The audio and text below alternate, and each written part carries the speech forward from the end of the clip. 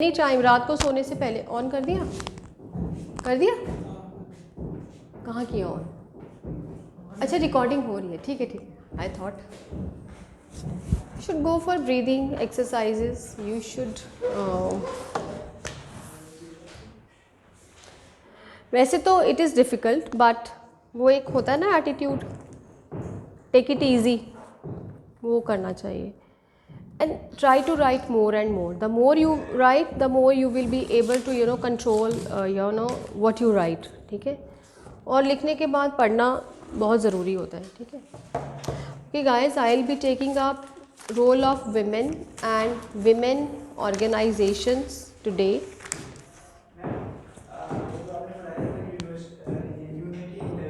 हाँ जी, बिल्कुल आएगी, बिल्कुल आएगी इमोशनल यूनिटी, बिल्कुल आएगी इमोशनल यूनिटी। देखो, जब तक आपके इमोशंस आपको उस तरफ ड्रॉ नहीं करेंगे, जब तक आप अंदर से फील नहीं करोगे कि आपको जो बाकी लोग हैं वो भी आपके अपने हैं, तो बाहर से हम जितना मर्ज़ी लेक्चर दे दें, सरकार जितने मर्ज़ी एफ़र्ट्स करे, you can not think of unity in diversity.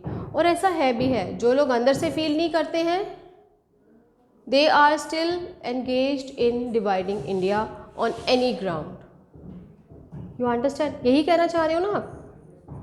हाँ,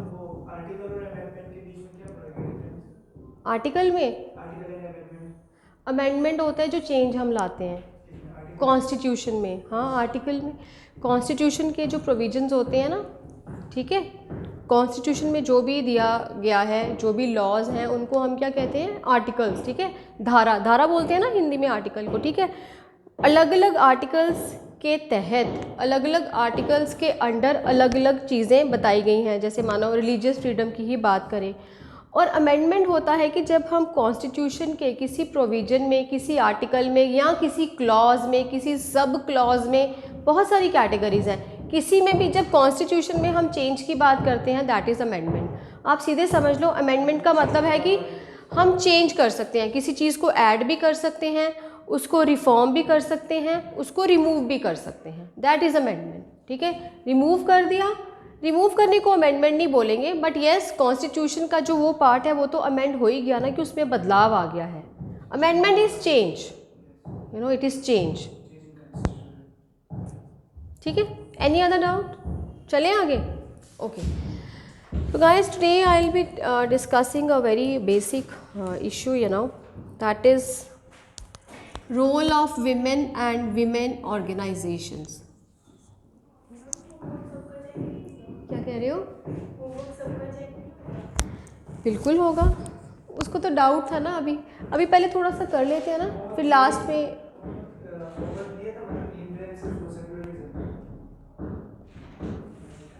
हाँ, ये पहले आ गया था अनमोल, तो इसका चेक कर लिया। अब आप लोग आ गए हो अभी, और मुझे लग रहा है कि कितना वेट करें। थोड़ा सा आज का काम करते हैं, then we'll be discussing the previous day's work, right? थोड़ा सा कर लेते हैं। रोल ऑफ विमेन, मानो you missed your class, then homework लेकिन कर लिया, that's good. Role of women and women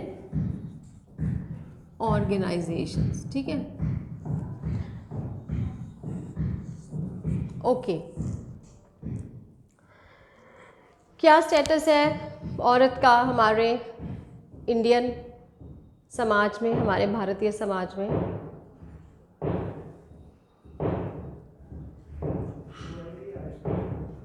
equality, हाँ जी, ठीक है, इक्वालिटी है।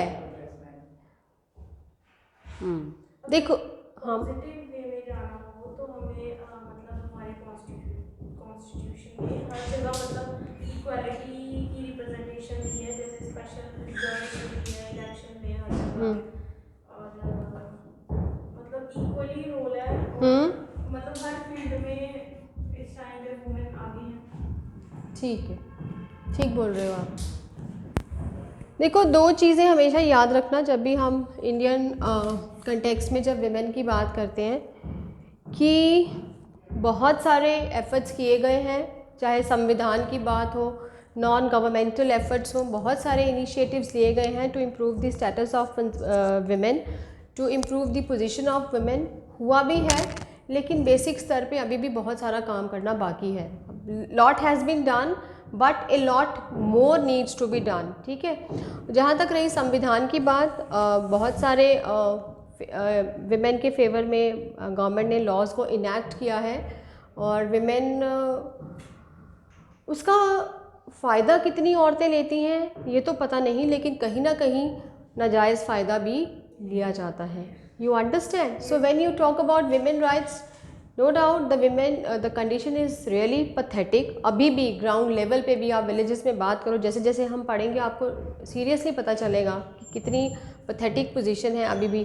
तो वो जो हमें लगता है ना कि विमेन लिबरेशन, फ्रीडम वगैरह, वो मुझे लगता है कोई एक अपर स्ट्रेटा है, कोई एक विशेष वर्ग है जो उसका फ़ायदा लेता है या जो उसका फ़ायदा लेना चाहता है।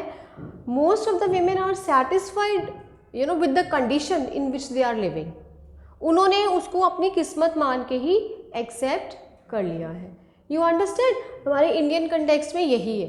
ठीक है, ओके। एक छोटी सी बात बताऊंगी, वैसे तो this is not a sociology class, but because we are discussing Indian society, so दो चीज़ों का मतलब मैं आपको बताना चाहूँगी, आपको पता होना चाहिए।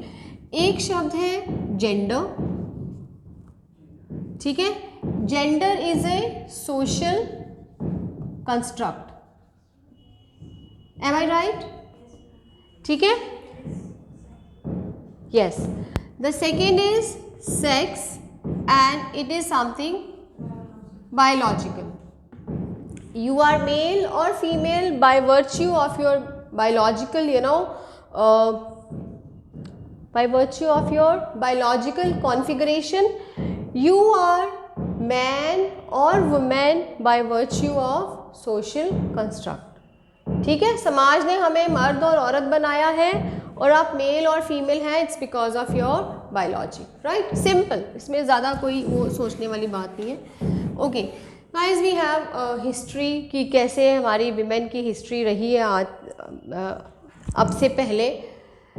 अभी I don't want to get into history, बस हल्का सा आपको बताऊंगी, वो हम लेटर पार्ट में डिस्कस करेंगे, बिकॉज कई बार बीच में थोड़ा सा वो बोरिंग हो जाता है। हिस्ट्री में क्या है, बेसिकली ऋग्वैदिक टाइम्स में हमारी जो विमेन है उनकी पोजीशन बहुत अच्छी थी। They were given equal rights at par with man. ठीक है, फिर थोड़ा सा डाउनफॉल आया, उपनिषदिक टाइम में थोड़ा सा उनके साथ भेदभाव होने लगा। ठीक है, फिर उसके बाद बुद्धिस्ट पीरियड आया। बुद्धिस्ट पीरियड में they were given rights, but then they were not allowed to go for Vedic studies. उनको वेदों को पढ़ने की वो नहीं थी, but still they were educating themselves. ठीक है, तो इस तरीके से एक बार एक स्टेज में पोजीशन अच्छी थी, फिर नीचे आ गई। ठीक है, फिर आहिस्ता आहिस्ता जो था विमेन का मतलब जो कंडीशन थी उनकी वो थोड़ी ख़राब होने लगी, इन द सेंस कि जौहर, सती प्रथा, पर्दा सिस्टम। ठीक है, और फिर उनकी जो क्या कहते हैं एक्सप्लॉयटेशन, एक तरीके से मतलब आहिस्ता आहिस्ता कंडीशन जो थी वो बद से मतलब गुड से बैड और बैड से वर्स्ट हो गई। ठीक है, बट हम अभी उस चीज़ को एक साइड पे रखते हुए फिर हम वो भी डिस्कस करेंगे कि pre colonial, post colonial period में और कॉलोनियल पीरियड में कैसी पोजीशन थी।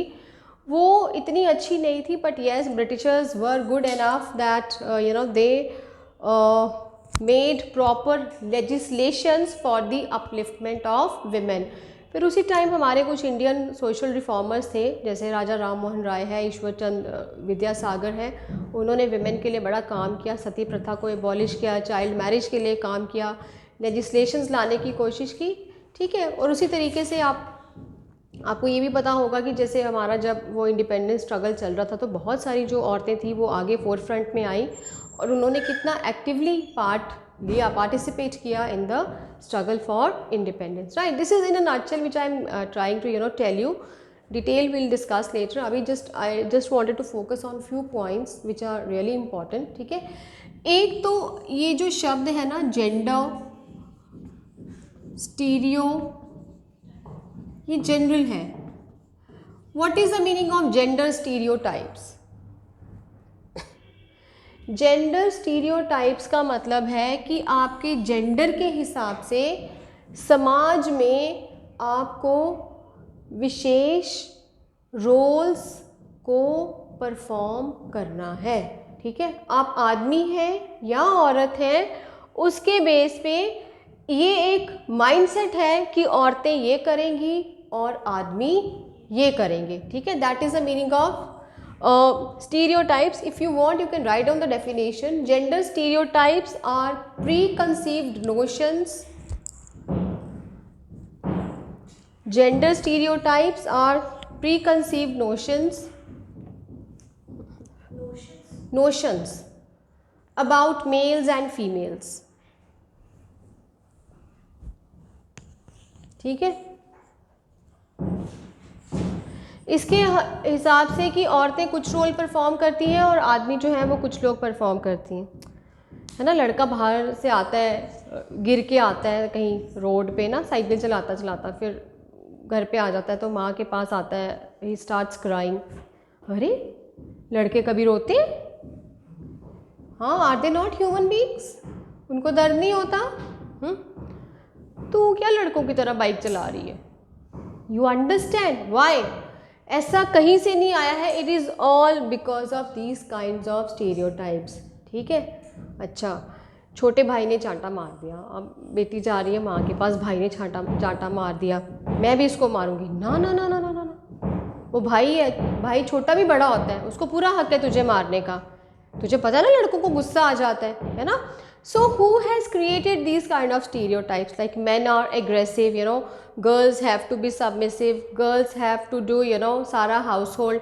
लड़का बाहर से खा पी के आए, ऐसे कपड़े फेंके, ओ माँ मेरे को खाना दो, ऐसे करके। Who has created all this?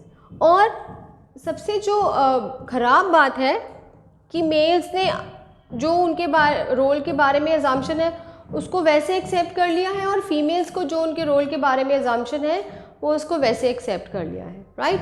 So this is the meaning of gender stereotypes. You understand this point? ठीक है, ओके ओके। अब इसके ये जो जेंडर स्टीरियोटाइपिंग है ना, अब ये हमें कहाँ कहाँ पे देखने को मिलती है? ठीक है, सबसे पहले तो हमें ये मिलती है देखने के लिए इंडिविजुअल लेवल पे। ठीक है, इंडिविजुअल लेवल पे हमें ये जेंडर स्टीरियोटाइपिंग देखने को मिलती है। इसमें क्या होता है कि all kind of discrimination is level against women. औरत के अगेंस्ट हर तरीके का उसके खिलाफ डिस्क्रिमिनेशन किया जाता है, उसके साथ भेदभाव किया जाता है, और इसलिए किया जाता है कि इस चीज़ को माना जाता है that females are physically weak, क्योंकि वो शारीरिक तौर पर वो फिज़िकली उतना लेबर नहीं कर सकती, दे आर वीक, इसलिए उनकी हर जगह सब्जुगेशन होती है, उनका हर जगह उनके साथ डिस्क्रिमिनेशन होता है, हर जगह उनके साथ भेदभाव किया जाता है। ये तो हो गया इंडिविजुअल लेवल पे। ठीक है, दूसरा जो डिस्क्रिमिनेशन होता है वो होता है at the level of family. ठीक है, घर परिवारों में औरतों के साथ किस तरीके का भेदभाव होता है। ठीक है, इसमें ये है कि औरत को क्या रोल परफॉर्म करने हैं जब वो अनमैरिड होती है और जब उसकी शादी हो जाती है। ठीक है, क्या है, पहले तो ये कहा जाता है कि जो शादी है वो औरत की अल्टीमेट डेस्टिनी है, यू नो। अगर आप कुछ एस्पायर करने की कोशिश कर रहे हो और कहीं 26-27 साल बाई चांस ही एज हो गई है तो घर का प्रेशर आना शुरू हो जाता है, छोड़, बनना बुनना तो बाद में कर लेना। जैसे हमारे डोगरी में तो I have heard many people saying ना, सोरे वाले घर जाके कर लेना, ससुराल वालों के घर, अभी तुम शादी करो, because they think that that is the ultimate destiny of females. ठीक है, एक तो वो हो गया। दूसरा कहते हैं कि nurturing of kids, you know, you have to nurture, you have to take care of your kids and your family members. ठीक है, no doubt even if females are working, still ये माना जाता है कि ये उन्हीं का रोल है कि घर की देखभाल करना, बच्चों की देखभाल करना, घर के बड़े बुज़ुर्गों की देखभाल करना, घर का कामकाज करना। एट द सेम टाइम अगर उसका जो मेल पार्टनर है अगर वो काम पे जाता है, उसके लिए या उसके ऊपर इस तरीके की कोई भी जिम्मेदारी नहीं होती है। समझ आई फैमिली लेवल पे कैसा होता है? ठीक है, और कहते हैं कि बड़ी मज़ेदार बात मैंने पढ़ी, वो क्या, आई वॉज अवेयर लेकिन आई नेवर रियलाइज्ड इट, कहते हैं देखो जो हमारा कानून है ना वो भी इस चीज़ को बढ़ावा देता है। When a women she delivers a baby and if she is working तो उसको मिलती है 6 महीने की छुट्टी, मैटर्निटी लीव, है ना, जबकि जो फादर है उसको सिर्फ 15 दिन की पैटर्निटी लीव मिलती है। तो वो कहते हैं कि कहीं ना कहीं जो लॉ है वो भी ये जो डिस्क्रिमिनेशन है उसको जस्टिफाई कर रहा है कि माँ जो है वो 26 हफ्ते रहे बच्चे के पास और बाप जो है वो 15 दिन में उसका जो काम है वो पूरा हो जाता है, बाप बनने का जो फ़र्ज़ है वो पूरा हो जाता है। See right, jokes apart, so this is the way even law has discriminated against mother, against the responsibility of a mother and a father, ठीक है। और फिर कहते हैं कि कहीं ना कहीं क्या है कि जैसे बिफोर मैरिज हो या आफ्टर मैरिज की बात हो, जो औरत है उसको क्या करते हैं हम हमेशा प्राइवेट स्फीयर में ही कन्फाइन करने की कोशिश करते हैं, ठीक है, पब्लिकली। अब तो टाइम चेंज हो गया है, लेकिन पता क्या है, कुछ देखा देखी है, कुछ बच्चे भी बड़े आजकल मुँह ज़ोर हो गए हैं। Otherwise if you ask your parents तो I think very few would be giving you the permission कि आप पब्लिक स्फीयर में जाके ज़्यादा एक्टिवली पार्टिसिपेट करो। Usually what is the notion, what is the idea, basic सोच क्या है, बेसिक मानसिकता क्या है हमारे भारतीय समाज की कि लड़कियों को प्राइवेट मतलब छुपा के ही रखना चाहिए, ठीक है। ओके, उससे क्या होता है, कहते हैं कि इवन जो इस तरीके का जो स्टीरियोटाइप है ना कि औरतों को घर पे रहना है, ये करना है, तो कहीं ना कहीं इवन जो विमेन है, जैसे कहते कि नहीं, once you get married you have to do everything according to your husband's choice, आपको इन लॉज के हिसाब से चलना है, आप अपनी मर्ज़ी, कुछ मतलब आपकी अपनी जो इंडिविजुअल पर्सनल हेल्थ है, आपकी अपनी सेक्सुअल हेल्थ है, आपकी अपनी रिप्रोडक्टिव हेल्थ है, आप उसकी भी आप देख रेख नहीं कर सकते, बिकॉज कहीं ना कहीं ऐसी मानसिकता है कि once you get married you lose control even over your bodies, right. So इस तरीके की जो स्टीरियोटाइप्स हैं वो हमारे समाज में प्रिवेल करते हैं। I hope guys this is clear to you. इसमें कोई difficulty? Okay, another very important point which I want to discuss is, वो कहते हैं कि एक बार जब शादी हो जाती है तो वो लड़कियां जो है ना वो क्या बन जाती हैं, वो अपने हस्बैंड्स की प्रॉपर्टी बन जाती हैं। फिर अगर उसका हस्बैंड कहता है कि चल कहीं बाहर, तो उसको जाना पड़ता है। अगर उसके बीमार है लेकिन ससुराल वाले बोल रहे हैं कि नहीं आपको ऐसे करना ही करना, तो you have to do it, ठीक है। तो वो कहते हैं कि कहीं ना कहीं once they get married they lose right over themselves and the other sex, the other gender, they takes you as their property and slave. Understand guys? इसमें कोई डिफ़िकल्टी? ठीक है, ओके। अनदर जो हमारा लेवल है जहाँ पे होती है discrimination, that is wider societal level.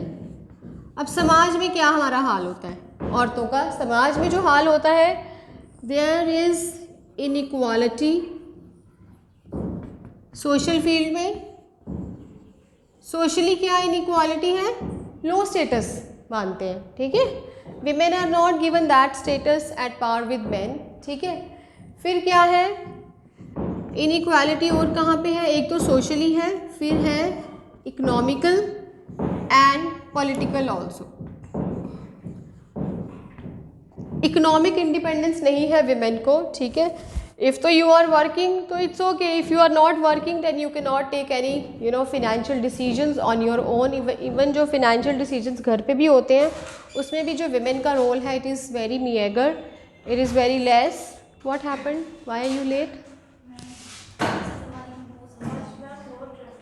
Okay okay. और पॉलिटिकली हमारा क्या रोल रहता है विमेन का, ये तो I mean you know better, आपको भी पता होगा। अभी I was just going through paper, उसमें था कि हमारे जो अभी 2019 में जो इलेक्शंस हुए हैं उसमें जो विमेन की पार्टिसिपेशन थी आउट ऑफ द टोटल जो सीट्स थी, इट वाज लेस देन 10%, ठीक है। 10% से भी जो कम जो है फीमेल कैंडिडेट्स थे। और उनकी रिप्रेजेंटेशन इतनी कम थी, तो उसी से आप अंदाज़ा लगा सकते हो कि पॉलिटिकली भी हमारा क्या स्टैंड है। जो विमेन है, विमेन फोक है, उनका क्या स्टैंड है। They have no role to play in politics of the country, right. एक और बड़ा अगले वाला तो जो है वो बड़ा ही इंटरेस्टिंग है और I was really amused to read it. Education, ठीक है, कहते हैं हमारी जो एजुकेशन है ना उसमें भी स्टीरियोटाइपिंग है। कैसी है? कहते हैं साइंस, मैथ्स, इंजीनियरिंग ये लड़कियों के लिए नहीं है, ये लड़कों के लिए है ना। और ये तो मैंने खुद भी विटनेस किया है। मतलब मैंने एक दो फैमिलीज़ में ऐसे देखा, वो कहते हैं मैथ्स, वो लड़की को बड़ा मैथ्स आता है, वो कहती नहीं मुझे 11th में नॉन मेडिकल रखना है, तो उसके घर में कह रहे लड़कियां थोड़ा ना पढ़ती हैं मैथ्स, तुझे कहाँ आता है maths. And she is brilliant in maths, but still एक माइंडसेट है कि जो साइंस है तूने क्या करना है ना, बीए के बाद तेरी शादी कर देनी है ऐसे करके। तो यूजुअली क्या माइंडसेट है कि जो ह्यूमैनिटीज़ और आर्ट्स है दे आर फॉर गर्ल्स, और जो साइंस, इंजीनियरिंग और ये मैथमेटिक्स जैसे जो सब्जेक्ट है दे आर फॉर बॉयज़, ठीक है। तो वो कह रहे हैं कि एजुकेशन में भी हमारी स्टीरियोटाइपिंग है कि लड़के ये पढ़ते हैं, लड़कियां ये पढ़ती हैं। हो सकता है कि ऐसा रिवर्स ही हो अगर आप प्रैक्टिकली करके देखो, लेकिन स्टीरियोटाइपिंग क्या है कि एक सोच बन गई हुई है, एक मानसिकता बन गई हुई है, और उस मानसिकता को बदलना, उस साइकी को बदलना is really tough, it is really difficult, ठीक है। ओके, फिर कहते हैं कि जैसे प्रोफेशंस की हम बात करें, प्रोफेशंस की हम बात करें तो स्पोर्ट्स में दे से कि नहीं sports is good for boys, है ना। और जब ग्लैमर इंडस्ट्री की बात आती है तो दे से it is good for females, it is good for girls, it is good for women, है ना। तो जब ग्लैमर की बात करेंगे तो नहीं, तो ग्लैमर में लड़कियां जा सकती हैं, लेकिन अगर स्पोर्ट्स में जाने की बात करते हैं, कोई तो लड़कियां थोड़ा ना गेम्स खेलती हैं, जैसे कोई क्रिकेट बोले हाँ तू बड़ी अच्छी लगती है लड़कों की तरह ऐसे ग्राउंड पे भाग, है ना। This is the mind set that we have, right. और इसको चेंज करना it's not easy, but it's not impossible also, right. So if we wish we can change it, ठीक है। ओके, फिर वो कहते हैं जी डिस्क्रिमिनेशन और कहाँ होती है, जैसे ये टफ फोर्सेस नहीं होती हैं, कहते हैं हमारे पुलिस और आर्म्ड फोर्सेस में भी विमेन के साथ डिस्क्रिमिनेशन होती है, ठीक है, क्योंकि एक माइंडसेट है कि जो लेडीज़ हैं वो ऐसा नहीं कर सकती। ओके, फिर वो कहते हैं कि जैसे प्रोफेशनल डेजिग्नेशंस होती हैं, वैसे अब कई लोगों ने तो खुद को सुधार लिया है, they don't use the word chairman, they use the word chairperson, लेकिन कहीं भी आप जाओगे तो वहाँ पे अभी भी यही चल रहा होता है chairman, when you are saying chairman it means it is specifically for male, और कई बार अगर लेडी भी उस चेयर पे होगी उसको भी वो चेयरमैन ही बोलेंगे, but it should be chairperson. तो देखा किस तरीके का मतलब माइंडसेट। हाँ बोलो। अब जैसे वो वाइफ ऑफ की जगह भी स्पाउस, हाँ स्पाउस ऑफ, क्योंकि बिकॉज अगर वाइफ से पूछ रहे हैं तो फिर ऑब्वियसली स्पाउस लिखेंगे, और हस्बैंड से पूछ रहे हैं तो वो भी स्पाउस लिखेगा। अब तो सुनने में आया कि जैसे पहले फादर का ही नेम चलता था, अब तो कुछ जगह पे आई थिंक वो मदर का भी उन्होंने वैसा कुछ लीगलाइज करने की कोशिश की है। अभी इतना I am not very sure, but I was just going across an article, I was just going through an article, तो वहाँ पे। बट गाइज आई मीन जो भी हमने अभी तक कर रहे हैं discuss, are you able to identify कि कैसे ये हमारे समाज में होता है, ठीक है। इट इज़ प्रिविलेंट, और हम लोग इसको इतना सीरियसली नहीं लेते, क्यों? क्योंकि हम यूज टू हो गए हैं इन चीज़ों के, है ना, हम यूज टू हो गए। तुम 7 बजे घर जाओगे ना, घर वाले सबकी आंखें ऐसी होती हैं, ओ तुम इतनी लेट हो गई, अच्छा ये वो लड़के 9 बजे भी आ रहे हैं, अच्छा तो जल्दी आ गया आज, इस तरीके से सो क्यों ऐसा है? क्योंकि हमें आदत हो गई है, हमने बचपन से वही माहौल देखा है, we have become accustomed to that kind of mindset which is known as stereotyping of gender roles. Okay, another very interesting is feminization of agriculture. Feminization of agriculture. हम कहते हैं कि जो आदमी लोग हैं they are the breadwinners of the family, ठीक है, इसीलिए वो बेचारे काम की तलाश में आगे पीछे चले जाते हैं। तो एग्रीकल्चर का जो काम है वो 75% वो विमेन फोक करते हैं, ठीक है, रूरल वुमेन खासकर।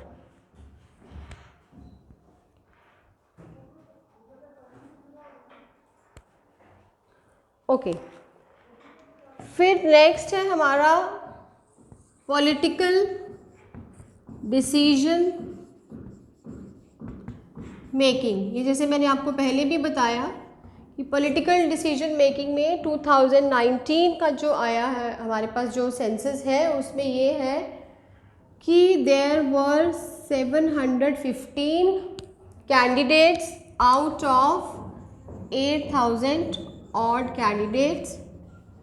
इनमें से सिर्फ इतनी ही फीमेल्स थी and it amounts to less than 10% of women candidates, ठीक है।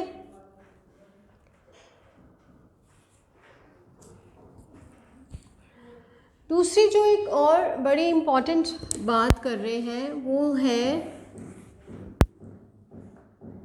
कि हमारे इंडियन सोसाइटी में सन मेटा प्रेफरेंस है। What is the meaning of this son meta preference? Please लिखो।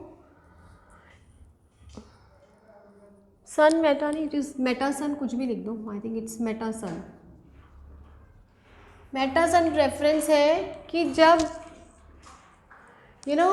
when parents continue to have children unless they have the desired number of sons, ठीक है, please write down. Meta son preference means when parents continue to have children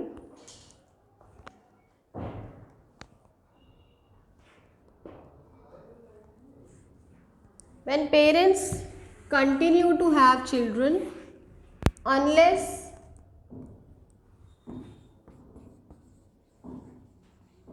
they have the desired number of sons, ठीक है।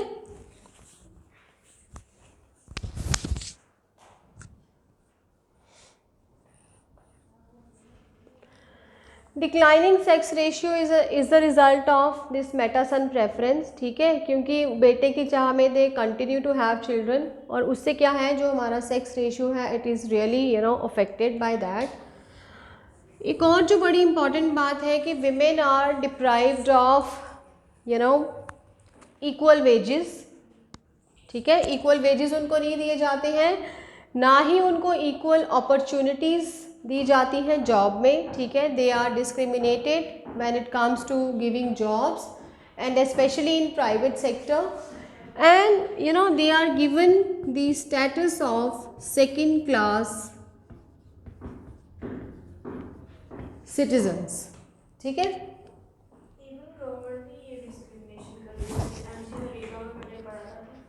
मनरेगा में yes, वही that's why I am telling no there is they are not being given equal opportunity in matters of job and especially in private sector, ठीक है। फिर कहते हैं कि इकोनॉमिक सर्वे आया था 2017-18 में जिसके हिसाब से ये जो हमारा सेक्स रेशियो है इसमें बहुत ज़्यादा डाउनफॉल आया है, ठीक है। क्या हो गया?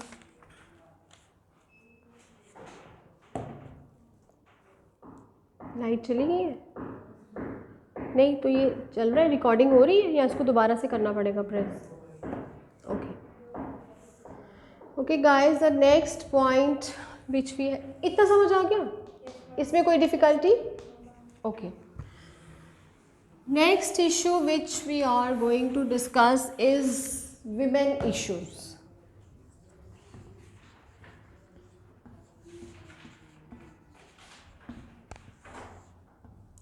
Women issues, a structural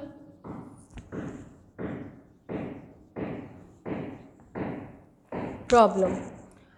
कहते हैं कि जो विमेन से रिलेटेड जो इश्यूज़ हैं वो एक स्ट्रक्चरल प्रॉब्लम है। स्ट्रक्चरल मतलब कि वो समाज में ही वो प्रॉब्लम है, हमारी क्रिएट की हुई नहीं है।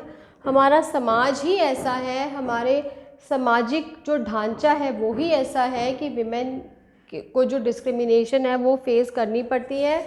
उनके अगेंस्ट वायलेंस भी होता है, उनके अगेंस्ट डिस्क्रिमिनेशन भी होता है। And it starts from the very beginning, वो शुरू से ही स्टार्ट हो जाता है। ठीक है, अब वो कहते हैं क्योंकि जो हमारी सोसाइटी है it is A patriarchal society. Patriarchal society means it is A male dominated society, जहाँ पे बचपन से ही उनकी कंडीशनिंग ऐसी की जाती है that you are inferior, you have to stay submissive, you have to be docile and you cannot decide on your own। Independence जैसी बातें हैं या उनको अपने आप को एजर्ट करना है, इस तरीके की कंडीशनिंग नहीं है आज भी। ठीक है, and specially it is prevalent in rural areas. Rural areas के साथ साथ अर्बन एरियाज़ में भी the condition is not that good, right. ठीक है, अब इसमें जो बड़ी इम्पॉर्टेंट बात है वो कहते हैं कि जैसे इंडिया में अगर हम विमेन इश्यूज़ की बात करें, ठीक है, तो we'll start with the life cycle approach. ठीक है, we'll start with life cycle approach. इसमें क्या है,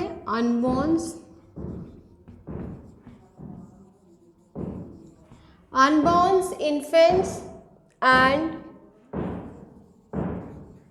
गर्ल चाइल्ड। देखो वो कह रहे हैं कि इसमें क्या है कि जो उनके साथ डिस्क्रिमिनेशन है ना विमेन की, जो एक्सप्लॉयटेशन है, जो भेदभाव है, वो तब से ही स्टार्ट हो जाता है जब से वो पैदा भी नहीं हुई होती है लड़की। ठीक है, फिर उसके वंस शी इज़ बॉर्न, और अगर कुछ इस तरीके का माहौल है विच इज़ नॉट जहाँ पे गर्ल चाइल्ड को इतना वेलकम नहीं किया जाता, तो वहाँ पे अगर वो बीमार हो गई है बच्चा, अगर लड़की जो है वो बच्ची बीमार हो गई है तो उसकी हेल्थ पे इतना वो ध्यान नहीं देंगे, दवाई दिलाने नहीं जाएंगे, कोई देसी टोटके करते रहेंगे, रोती है तो रोती रहे। ठीक है, और उसकी रिकवरी के लिए उतना ज़्यादा उसको जो न्यूट्रिशनल फूड है वो नहीं देंगे। ठीक है, फिर उसके साथ साथ अगर उसके कोई छोटे भाई बहन है, जब थोड़ा बच्चा बड़ा हो जाता है अगर उसके साथ साथ उसके छोटे भाई बहन है, तो उन छोटे भाई बहनों की जिम्मेदारी भी उस पर डाल दी जाती है कि she has to take care of her younger siblings. उसके साथ साथ घर का जो कामकाज है वो भी उसको करना पड़ता है। ठीक है, you must, I don't know whether you guys have seen or not, but I have seen in my area, I stay here. छोटी छोटी लड़कियां, वो लेबरर्स होते हैं ना, जो उन्होंने एक तरफ से वो छोटे से अपने भाई बहन उठाए होते हैं, चली होती है नंगे पाँव, इतनी ठंड होती है मतलब, और उनको आप दोगे भी ना, दे डोंट वेयर इट, मतलब वो उन्होंने उसको इतना एक्सेप्ट कर लिया कि ठंड में भी नंगे पाँव ही चलना है। और एक हाथ में ना वो पानी की छोटी छोटी वो कैनियाँ नहीं होती हैं, जैसे जिसमें हम ऑयल लाते हैं, तो वो they people use it for carrying water, या फिर वो जो पेंट वाले डब्बे नहीं होते हैं उसमें वो पानी लेके चली होती है, छोटी छोटी लड़कियां, राइट।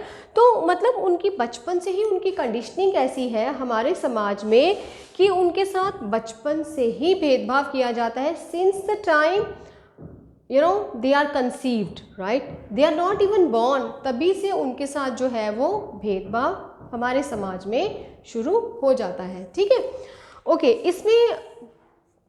इसमें क्या क्या फैक्टर्स आते हैं, इसमें क्या है कि वो कहते हैं कि कैसे हम भेदभाव करते हैं, फीमेल इन्फेंटिसाइड टू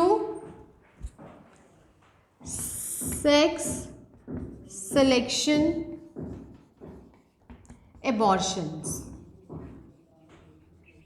ठीक है, कि अगर तो लड़की हुई है या तो पैदा होती, और आपको पता है मतलब हमें लगता था कि ये पहले ज़माने में होता था या पता नहीं कौन से गांव के इलाके में होता था, but if you guys keep a track of the news, हमारे जम्मू में ही ये रिसेंटली कितना हुआ है ना, अभी 2-3 केसेस ऐसे हुए हैं। एक तो जीएमसी के पीछे ही किसी ने एक छोटी सी लड़की मतलब न्यूली बॉर्न ही थी, वो रखी हुई थी, और एक पता नहीं कौन सा वो यहाँ पे कोई एरिया है, मुझे याद नहीं आ रहा। हाँ, वही मैं कह रही हूँ, एनवायरनमेंट, वो कहते हैं नाली में ना, मतलब नाला होता है ना, वहाँ पे एक बच्ची फेंकी हुई थी और कोई डॉग था, मतलब वो उसको अटैक कर रहा था या क्या कर रहा था, बट समबडी, कोई पासर बाय जो था निकल रहा था, उसने वहाँ से देखा and they rescued that girl child, you know. तो मतलब ये चीज़ें जब आप सुनते हो, और दूसरी तरफ हम बात करते हैं विमेन लिबरेशन, फलाना ढमकाना, भी विमेंस डे आ रहा है, कल है ना, there will be lot of, you know. तो ये चीज़ें कितनी आयरॉनिकल हैं आज भी हमारे समाज में कि हम कहाँ से कहाँ पहुँच गए, बट स्टिल जो हमें लगता था कि हम कहानियों के रूप में पढ़ते थे, but when you yourself witness तो यू रियलाइज़ कि अभी तो बहुत कुछ करना बाकी है, अभी तो हमने कुछ भी नहीं किया हुआ है, राइट। और अभी modern methods, you know, of self this sex selection techniques इतनी आ गई हैं आजकल, लोगों को पहले ही पता चलता है। एंड दो, you know, the matter of, you no, thinking is the matter of concern is कि हमारे कॉन्स्टिट्यूशन में, हमारे संविधान में सेक्स सेलेक्ट करना is not permissible, it is not allowed, बल्कि बोला गया है कि जो ऐसे करेंगे, जो इस टेक्निक को फॉलो करेंगे, या जो पहले से ही प्रीनेटल सेक्स को जो डिटर्मिन करेंगे, उनके अगेंस्ट गवर्नमेंट एक्शन लेगी। पर कितने ही पकड़े जाते हैं, right.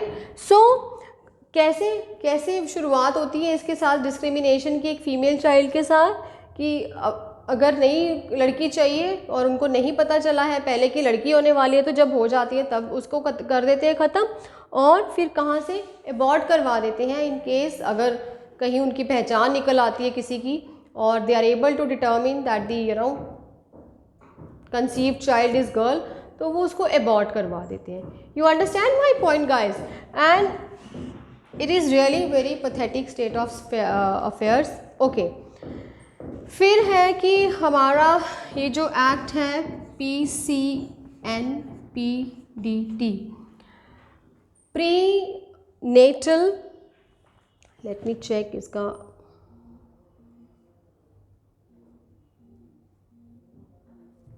One second, prenatal conception, one second, okay,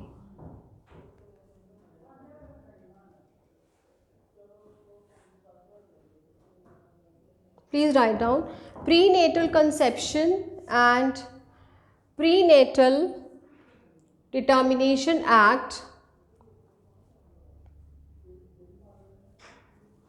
ये रेगुलेट करता है that we can not, you know, we can not abort a child. पहली बात तो ये कि वो प्रीनेटल जो है हम उसको फाइंड आउट ही नहीं कर सकते। गवर्नमेंट इस टेक्निक को, इस चीज़ को गवर्नमेंट जो है वो पनिशमेंट के साथ गवर्नमेंट डील करती है, but still there are so many, maybe labs होंगी ही, तभी तो लोग प्रीनेटल चेक भी कर लेते हैं, एबॉर्ट भी करवा लेते हैं और पकड़े भी नहीं जाते हैं, ठीक है। सो उसके बाद गवर्नमेंट ने क्या किया है कि government has come up with बेटी बचाओ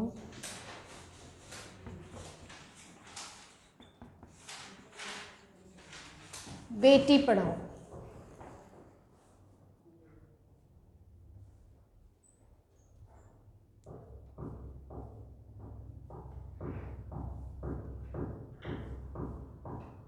ये क्या है जी? It was a programme which started in 1915, ठीक है। और इसमें क्या था, बेटी को किससे बचाना है? एबॉर्शन से बचाना है, और जो बेटी को पैदा होते ही मार देते हैं उनसे बचाना है। और बेटी पढ़ाओ, इसमें गवर्नमेंट ने, you know, this is a programme, इसमें जो गवर्नमेंट है वो इनकरेज करती है लोगों को कि आप बेटी को बचाइए, पढ़ाइए, because many a people, you no, they have this notion that if a girl child is born तो फिर खर्चा करना पड़ेगा, पढ़ाना पड़ेगा, कौन इतना सब करेगा। तो उसमें तो गवर्नमेंट ये सारा जो है वो फ्री में प्रोवाइड करने की कोशिश करती है। गवर्नमेंट इस प्रोग्राम के अंडर बहुत सारे लोगों को बेनिफिट देती है, just to encourage people, you know, to give birth to girl child, और उनको वो ज़िंदा रखें, उसको मारने की कोशिश ना करें। समझ आया? अभी तो बड़ा इसका प्रचलन भी चल रहा है, बट स्टिल अभी बहुत कुछ करना बाकी है। इसके लिए जो अभी रिसेंट मातृवंदना योजना जिसमें वो मतलब कैश वगैरह मिलती है, वो है हमारे पास सुकन्या समृद्धि योजना, ठीक है। We have this Sukanya Samriddhi योजना, ठीक है। और गाइस आपको पता शायद नहीं होगा, 2017 में, I think it is in 2017, जो हमारा सुप्रीम कोर्ट है उसने गूगल और याहू जैसे सर्च इंजन्स को बोला कि आप वो सारी टेक्निक्स को दिखाना बंद करो, या वो सर्च इंजन्स बंद करो जहाँ पे लोगों को ये पता चल जाता है कि जो बेटा है वो कैसे कंसीव करें। यू अंडरस्टैंड माई पॉइंट, ठीक है। क्योंकि साइंस ने इतनी ज़्यादा तरक्की कर ली है कि पीपल कम टू नो कि कैसे कंसीव किया जाए कि बेटी ना हो बेटा ना हो। और इसीलिए क्योंकि हमारे यहाँ पे state of affairs is really very sorry, तो सुप्रीम कोर्ट ने एक बड़ा अच्छा इनिशिएटिव लिया। इट हैज़ रिक्वेस्टेड और इट हैज़ आस्क्ड और it has question this Facebook Yahoo and Google कि वो सारे साइट्स को हटा दिया जाए, बैन कर दिया जाए जहाँ पे लोग ये सारी चीज़ें देखते हैं, and thus it is affecting the sex ratio of girls in India. समझ आ रहा है आपको गाइस, ठीक है, okay. Another very important point is कि किस तरीके से हम लोग निकले हैं from, we have moved from protection to promotion of giving birth to a girl child। की पहली तो है कि उसको बचाओ, बचाओ मतलब उसको मारो मत अगर वो पैदा हो रही है, और हम उसको प्रमोट कर रहे हैं कि लड़की को जन्म देना कोई गलत बात नहीं है। बिकॉज पता क्या है, जो लोग इलिटरेट हैं, पिछड़े हुए हैं, वही फिर समाज का एक दबाव रहता है, कंडीशनिंग वैसी हुई है कि लड़की पैदा होगी दहेज देना पड़ेगा, पढ़ाई लिखाई पे खर्चा करना पड़ेगा, और लड़की के सिक्योरिटी इश्यूज़ इतने हैं, उनकी सिक्योरिटी को लेके हमारे समाज में वैसे ही बड़े सारे प्रॉब्लम्स हैं। तो पेरेंट्स को लगता है कि लड़की होनी ही नहीं चाहिए, उसको मार डालो, क्योंकि उनको लगता है कि गर्ल चाइल्ड मतलब लड़की का आना जो है वो उनकी बदकिस्मती है, राइट। इस तरीके का माइंडसेट आज भी है। तो किस तरीके से, because government is aware of all these things and government कोशिश तो पूरी करती है, बट ये होता है कि जिन लोगों को तक ये मैसेज पहुंचाना होता है उन सभी तक वो मैसेज नहीं पहुंच पाता है, इसीलिए ये प्रैक्टिस आज भी शायद बहुत जगह पे प्रेवलेंट है, राइट, ओके। नाउ अनदर, इसमें किसी को कोई doubt, anything which you would like to ask? Okay, another thing is जो हमारी गर्ल्स के साथ डिस्क्रिमिनेशन होता है, दैट इज़ अर्ली मैरिज, जिसको हम क्या कहते हैं, चाइल्ड मैरिज। चाइल्ड मैरिज क्या है? That you are depriving a girl of her childhood, ठीक है।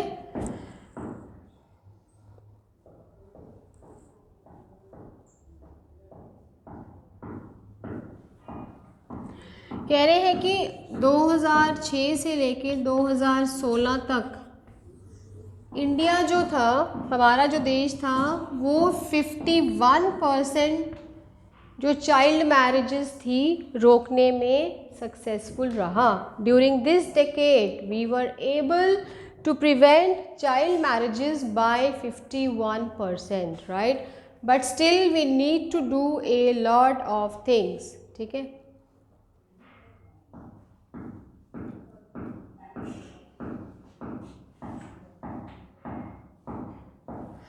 इंडिया में अभी भी 27% ऐसी गर्ल्स हैं जिनकी जल्दी शादी हो जाती है। Before they become adult, before they attain the age of 18 years, they get married. और सबसे ज़्यादा चाइल्ड मैरिजेस कहाँ होती हैं? झारखंड, उत्तर प्रदेश, मध्य प्रदेश और वेस्ट बंगाल। ठीक है, अब चाइल्ड मैरिज से क्या होता है?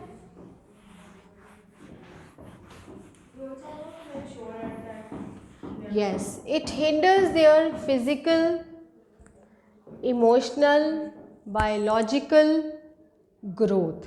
ठीक है, और वो बहुत सारे बीमारियों का शिकार हो जाती हैं। फिज़िकली भी होती हैं, मेंटली भी होती हैं, साइकोलॉजिकली भी होती हैं, और उनको बहुत सारे इन्फेक्शंस हो जाते हैं। They are not able to grow properly. आप सोचो 13-14 साल के बच्चे की अगर शादी हो रही है, लड़की की शादी हो रही है, फिर कहीं ना कहीं प्रेशर होता है कि you have to bear a child. तो जो 16-17 साल में अगर एक लड़की एक बच्चे को पैदा कर रही है, उसको जन्म दे रही है, तो आप सोचो कि वो खुद ही अभी एक बच्चा है, तो और ऊपर से फिर जो फैमिली का वायलेंस है, फैमिली का जो प्रेशर है, वो भी उसको बेयर करना पड़ता है। राइट, सो किस तरीके से जो चाइल्ड मैरिज है वो एक बच्चे का जो चाइल्डहुड है वो छीन लेती है, ये बताने की हम यहाँ पे कोशिश कर रहे हैं। ठीक है, okay. Another very important point is कि चाइल्ड मैरिज की वजह से क्या होता है कि there is higher drop out rate. माँ बाप कहते हैं क्या करना, पढ़ा के शादी कर दो, तो क्या है, बहुत सारी लड़कियाँ जो हैं वो पढ़ाई छोड़ देती हैं या पढ़ाई छोड़ने के लिए मजबूर हो जाती हैं। ठीक है, उससे क्या होता है, बहुत सारा मॉल न्यूट्रिशन हो जाता है उनको। They are not nourished properly. ठीक है, they are not nourished properly, और there is a high maternal mortality rate. छोटी उम्र में माँ बनेंगी तो जल्दी उनकी जो हेल्थ है वो मर जाएंगी, मरने के चांसेस ज़्यादा रहते हैं। They face more risk of their life. Doordarshan पे उनको एक कच्चे घड़े के साथ कंपेयर किया जाता है। Right. Another very important point is कि क्योंकि टीन बर्ड्स है ना, टीन एजर्स ही होती हैं जब उनकी शादी हो जाती है। ठीक है, उससे क्या होता है, जब टीन एजर्स जब जो है when they give birth to child, तो ये भी चांसेस होते हैं कि हो सकता है जो होने वाला बच्चा हो वो प्रॉपर डेवलप ना हो या उसकी उतनी ग्रोथ ना हो, क्योंकि जब जो माँ है वही जब प्रॉपर ग्रो नहीं हुई है, जब माँ ही प्रॉपर डेवलप नहीं है तो बच्चा कैसे होगा।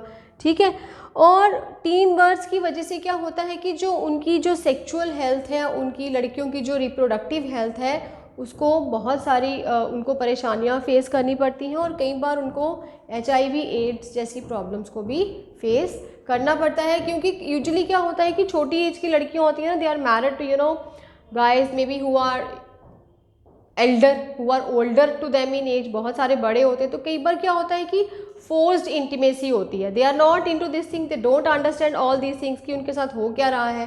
फैमिली का प्रेशर होता है, फिर एक होता है कि नहीं, पति जो है वो एक क्या बन जाती है, कमोडिटी बन जाती हैं, एक ऑब्जेक्ट बन जाती हैं, बिकॉज उनका जो सोशल रोल है हमारे समाज में, उनको जो रोल प्ले करना है, उनकी मजबूरियों को नहीं देखा जाता है। ठीक है, उनके ऊपर हर चीज़ फोर्स की जाती है।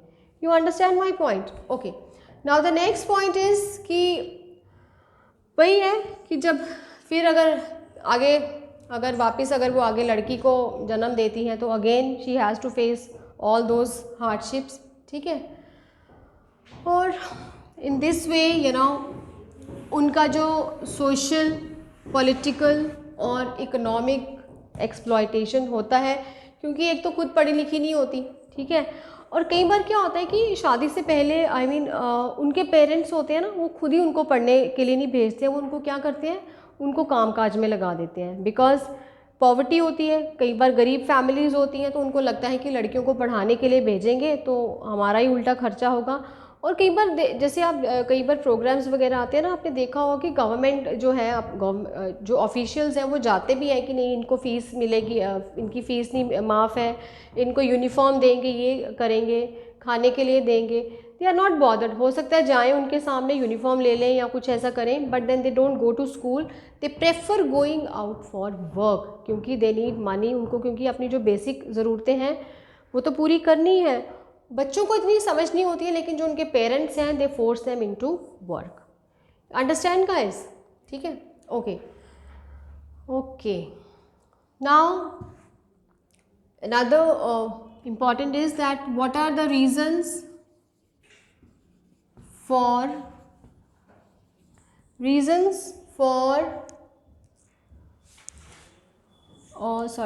prevalence of चाइल्ड मैरिज क्यों है हमारे इंडिया में प्रेवलेंट? क्या कारण है? सबसे पहला तो है लो एनरोलमेंट। ठीक है, कम लोग स्कूल में एनरोल होते हैं पढ़ने लिखने के लिए। इसके ये कारण है कि एक तो स्कूलों का इंफ्रास्ट्रक्चर ऐसा है कि पेरेंट्स वहाँ भेजने के लिए राज़ी नहीं है। दूसरी जो बात है, लड़कियों के जो सेफ्टी कंसर्न्स हैं, जैसे आप गांव वगैरह में देखो तो बड़ी बड़ी दूर लोगों को पैदल चलना पड़ता है। The safety concerns of girls is another important issue, जिसकी वजह से एनरोलमेंट नहीं होती है लड़कियों की स्कूलों में, और इसलिए उनको मजबूर कर दिया जाता है कि वो जल्दी शादी कर लें, या पेरेंट्स खुद भी मजबूर हो जाते हैं। ठीक है, दूसरी जो प्रॉब्लम है ना हमारे इंडियन समाज में, that is culture of dowry. Parents का ये माइंडसेट है कि अगर लड़की ज़्यादा पढ़ लिख गई तो लड़का मिलेगा नहीं अच्छा, और अगर मिलेगा तो वो उतना ही दहेज मांगेगा, और इतनी तो हमारी हैसियत नहीं है, इसीलिए वो लड़कियों को पढ़ाना प्रेफर नहीं करते। और ये मैं बताऊँ, ये सुनी सुनाई बातें नहीं है, ये जो हम पढ़ रहे हैं ना, it is still prevalent in our society कि लड़की जब ज़्यादा पढ़ लिख जाएगी तो इसके बराबर का लड़का नहीं मिलेगा, और अगर ढूंढेंगे तो हमें दहेज ज़्यादा देना पड़ेगा। ठीक है, दूसरा है कि हमारा जो लॉ है उसकी एनफोर्समेंट उतनी अच्छे से नहीं हुई है, वीक एनफोर्समेंट ऑफ लॉ। अगर कानून सख्त हो तो बहुत कुछ किया जा सकता है, लेकिन लोग कानून को भी बेवकूफ़ बना देते हैं, और फिर कहीं ना कहीं हमारे कानून में भी बहुत सारी कमज़ोरियां हैं, उतना स्ट्रिंजेंट, उतना स्ट्रिक्ट नहीं है। 1929 में हमने एक कानून बनाया था, the child marriage restraint act. The child marriage restraint act लिख दूँ, the child marriage restraint act, RESTRAINT। और 2006 में हमने बनाया था the prohibition of child marriage act, the prohibition of child marriage act, ताकि लोगों को रोका जा सके कि वो बच्चों की शादियां ना करवाएं।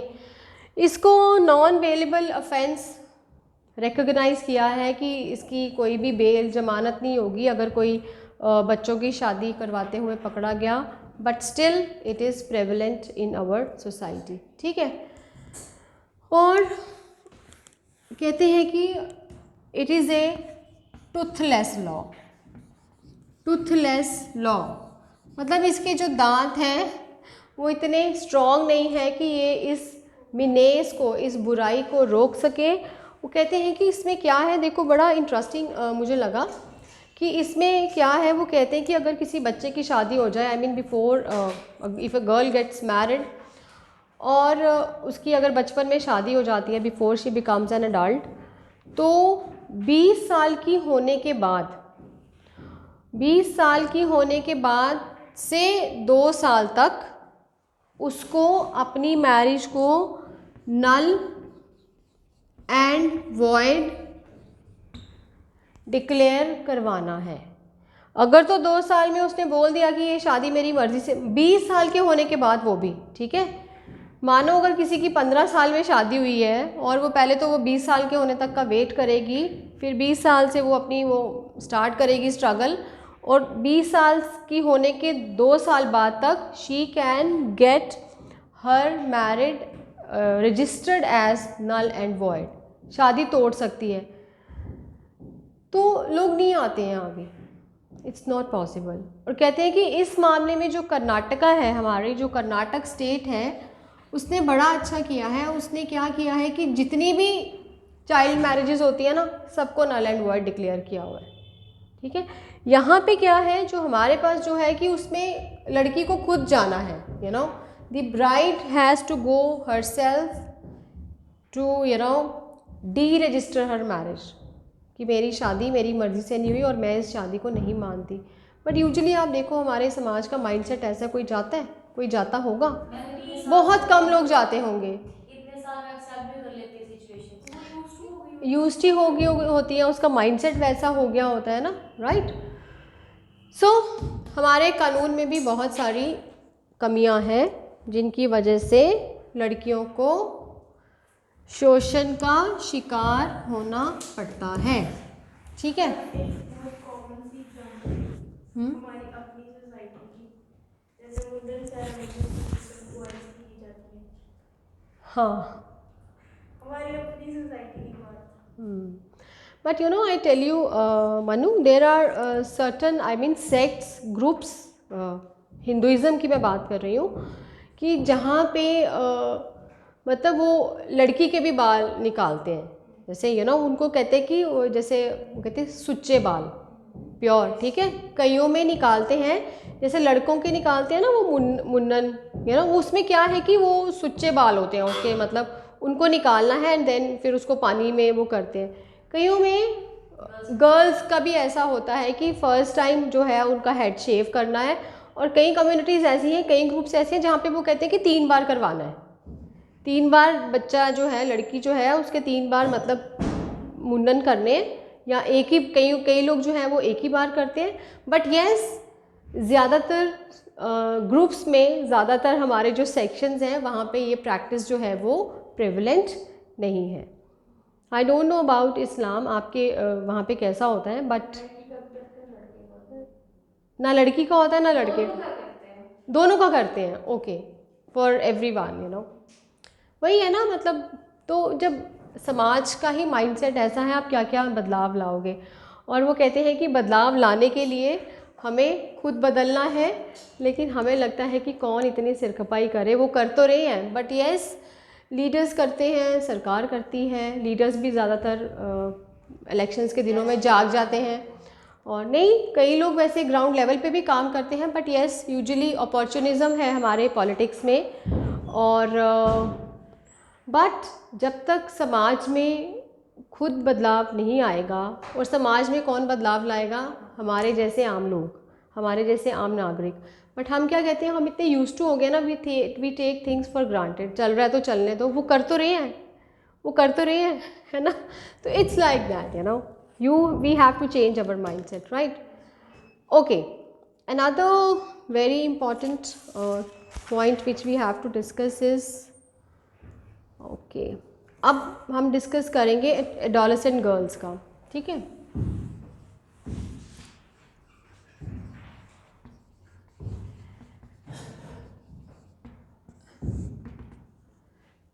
Adolescent girls,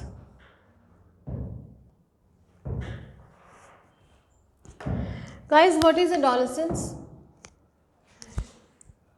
Adolescence is a it is a transitional phase from your childhood to adulthood, ठीक है। Adolescence is a change from childhood to adulthood, ठीक है। कहते हैं कि जो एडोलेसेंट गर्ल्स हैं हमारे भारतीय समाज में, वो बहुत सारी प्रॉब्लम्स को फेस करते हैं, ठीक है। इसमें बेसिकली उनकी जो हाइजीन है, रिप्रोडक्टिव जो हाइजीन है उसके बारे में ही ज़्यादा बात की हुई है, ठीक है। वो कहते हैं कि सबसे पहली जो बात है कि उनका हाई ड्रॉप आउट रेट रहता है स्कूलों से। क्यों रहता है? क्यों रहता है? क्योंकि as I told you earlier कि एक तो इंफ्रास्ट्रक्चर की प्रॉब्लम है, ठीक है, इसलिए लोग स्कूलों में नहीं भेजते। ट्रांसपोर्टेशन की प्रॉब्लम है, इसलिए लोग स्कूलों में नहीं भेजते अपने बच्चों को, लड़कियों को। सिक्योरिटी की प्रॉब्लम है, ठीक है। और सबसे जो मेन चीज़ पे हाईलाइट किया है वो कह रहे हैं कि टॉयलेट्स नहीं है स्कूल में लड़कियों के लिए, ठीक है। एंड यू नो तो जो कहीं ना कहीं जो उनकी प्रिवेसी है वो एनक्रोच होती है, इसीलिए एडोलेसेंस में जो ड्रॉप आउट जो रेट है वो बहुत ज़्यादा हायर है हमारी इंडियन सोसाइटी में, ठीक है। फिर वो कहते हैं कि हमारे इंडियन समाज में there are so many issues which are related to menstruation, ठीक है। लोगों में अवेयरनेस नहीं है, लड़कियों में जागरूकता नहीं है। गवर्नमेंट ने बहुत सारे इनिशिएटिव्स लिए हैं, बट जो डिज़ायर्ड जो ग्रुप है जिसको ये सारी एजुकेशन मिलनी चाहिए वो नहीं मिलती है। B it boys B it girls, puberty के रिलेटेड जो चेंजेस आते हैं या चाइल्ड बायोलॉजिकल जो ट्रांसफॉर्मेशंस आती हैं उसके बारे में एजुकेट नहीं किया जाता है। It is still a taboo. इसको अभी भी लोग बड़ी मतलब विस्परिंग वाली टोन में डिस्कस करते हैं। इसको अभी भी एक सीक्रेट और प्राइवेट अफेयर मानते हैं कि नहीं, प्यूबर्टी के बारे में डिस्कस नहीं करना है, मेंस्ट्रुएशन के बारे में डिस्कस नहीं करना है। तो you know when girls are becoming adult तो बहुत सारे चेंजेस आते हैं, बायोलॉजिकल भी आते हैं, और फिर हमारा समाज उन चेंजेस को लेके बड़ा ज़्यादा स्ट्रिक्ट है कि यू नो लड़की में चेंज आ गया है, कहीं बिगड़ ना जाए, कहीं वो ना हो जाए, ठीक है। और फिर कहीं ना कहीं उनकी सिक्योरिटी को लेके लोग बड़े पर्टिकुलर रहते हैं। इस वजह से हमारे समाज में जो है ये जो ड्रॉप आउट रेट है इस स्टेज पे ज़्यादा होता है, ठीक है। इसमें जो है कि सैनिटेशन फैसिलिटीज़ अवेलेबल नहीं होती हैं, ठीक है। सैनिटेशन में फिर पानी भी कई जगह अवेलेबल नहीं होता है, राइट। तो उससे क्या होता है, हेल्थ कंसर्न्स हो जाते हैं। Girls can not go out in the open in the fields and you know use them as their washrooms. Toilets की फैसिलिटीज़ तो अवेलेबल है नहीं है। तो बड़े सारे, और वो कहते हैं कि जो आपकी पर्सनल हाइजीन है you no specially during menstruation, it is a very you know private affair and it should be you know dealt with in a dignified manner, ठीक है। एक आपकी अपनी प्राइवेट लाइफ है, you know you have a full right to your body and then you have a right to keep it as a private affair, right. But क्या होता है कि जब आपके पास टॉयलेट्स नहीं होंगे, जब आपके पास प्रॉपर फैसिलिटीज़ नहीं होंगी, सैनिटेशन नहीं होगी, हाइजीन नहीं होगी, तो उन बातों को सोचकर भी लोग जो हैं अपनी बेटियों को स्कूलों में नहीं भेजते हैं। अगर भेजते हैं तो कुछ किसी एज के बाद वो उनको वहाँ से बाहर निकाल लेते हैं, जिसको हम ड्रॉप आउट बोलते हैं, ठीक है, ओके। और वो कहते हैं कि जैसे एडोलेसेंस जब गर्ल्स अटेन करती हैं तो क्या होता है कि उनकी जो मूवमेंट है ना, बाहर आना जाना, वो बड़ा रिस्ट्रिक्ट हो जाता है। घर वाले बड़े पाबंदियाँ लगाना शुरू हो जाते हैं लड़कियों पे कि बाहर नहीं जाना, इस टाइम नहीं जाना, राइट, बिकॉज दे नो कि हमारा समाज कैसा है। और कहीं ना कहीं girls have to face you know lot of issues about it, security को लेके, अकेले ट्रैवल करने को लेके। इसलिए वो लड़कियों को कहते हैं कि तुम स्कूल ही मत जाओ, तुम घर की चार दीवारी में रहो, and you no they confine the girls with in the four walls of their houses, ठीक है। लेकिन इन सारी प्रॉब्लम्स को दूर करने के लिए हमारी जो गवर्नमेंट है उसने बहुत सारी पॉलिसीज़ इम्प्लीमेंट की है कि मेंस्ट्रुअल हाइजीन जो है, मेंस्ट्रुअल जो हेल्थ है उसको उसकी देख रेख की जा सके, उसको अच्छे से लड़कियों को मतलब they should be taught to take care of themselves, right. तो उसमें जो सबसे पहले है वी हैव राष्ट्रीय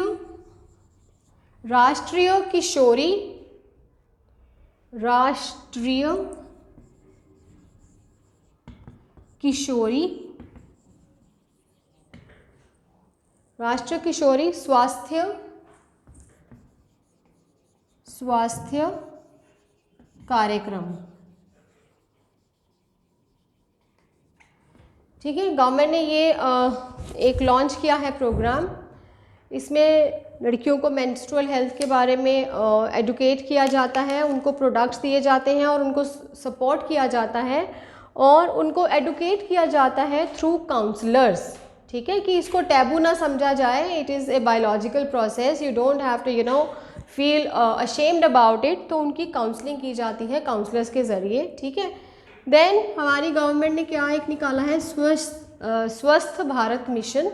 स्वस्थ भारत मिशन में क्या है कि सैनिटाइजेशन का जो इंफ्रास्ट्रक्चर है उसको प्रायोरिटी दी गई है, इंडिविजुअल और कम्युनिटी हेल्थ को प्रायोरिटी दी गई है और सॉलिड वेस्ट मैनेजमेंट है उसको प्रायोरिटी दी गई है कि उसको कैसे मैनेज करना है।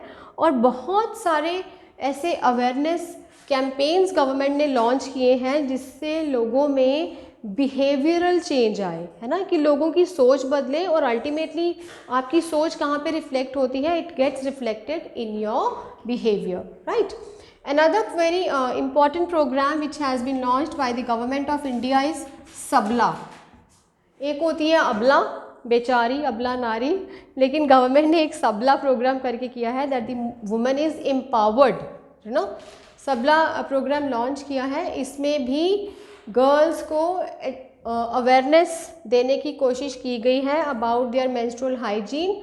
और इनको ये अवेयरनेस कौन देगा, आंगनवाड़ी वर्कर्स।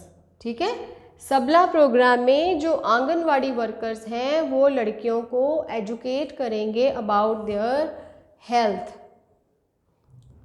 ठीक है, फिर कहते हैं कि दिसंबर 2015 में हमारी जो ड्रिंकिंग वाटर और सैनिटेशन की जो मिनिस्ट्री है इसने गाइडलाइंस इशू की हैं अबाउट मेंस्ट्रुअल हाइजीन। ठीक है, और इस प्रोग्राम को सपोर्ट मिला है यूनिसेफ से। ठीक है, मिनिस्ट्री का क्या नाम था? Ministry of drinking water and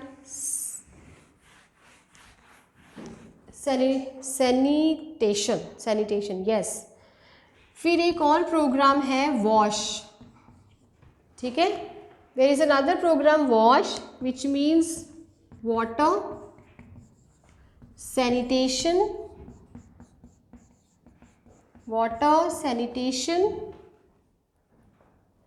and hygiene। ठीक है, वाटर सैनिटेशन एंड हाइजीन। इसमें क्या है, बहुत सारे जो NGOs हैं वो कोलैबोरेशन कर रहे हैं स्कूल्स के साथ और काम कर रहे हैं, अवेयरनेस प्रोग्राम्स वो लॉन्च कर रहे हैं, अवेयरनेस प्रोग्राम्स को क्रिएट कर रहे हैं ताकि लोग गर्ल्स को उनकी हाइजीन के बारे में एडुकेट किया जाए। ठीक है, लेकिन आपको पता है हमारी गवर्नमेंट कितने मेजर्स लेती है, कितने टेक्निक्स अडॉप्ट करती है, कितनी पॉलिसीज़ बनाती है कि सबका भला हो, बट फिर भी कहीं ना कहीं जो लैक्यूना है, जो कमियां हैं वो रह ही जाती हैं। उसी तरीके से इन प्रोग्राम्स को, इन पॉलिसीज़ को इम्प्लीमेंट करने में भी गवर्नमेंट को दिक्कतें आती हैं। पॉलिसीज़ इम्प्लीमेंट हो जाती हैं बट आगे वो practically when it comes to working them out उसमें गवर्नमेंट को परेशानियां फेस करनी पड़ती हैं, और ऐसा इसमें भी है। अब ये जो है राष्ट्रीय किशोरी वाली जो हमारी योजना है और फिर सबला है और SSA है और ये जो सारे प्रोग्राम हैं वो कहते हैं कि इसमें ना इनको इम्प्लीमेंट करने में गवर्नमेंट को प्रॉब्लम आती है, क्योंकि लोगों को अवेयर करना तो गवर्नमेंट का काम है, लेकिन लोग उससे अवेयर होते हैं या नहीं होते हैं ये इसको इतनी जल्दी इस पर वर्कआउट करना इजी नहीं होता। ठीक है, फिर कई बार क्या होता है कि जो देयर आर डिफरेंट एजेंसीज जो गवर्नमेंट की पॉलिसीज़ को और प्रोग्राम्स को इम्प्लीमेंट करती हैं, लेकिन कई बार क्या होता है उन एजेंसीज़ में ना आपस में कोऑर्डिनेशन नहीं होता।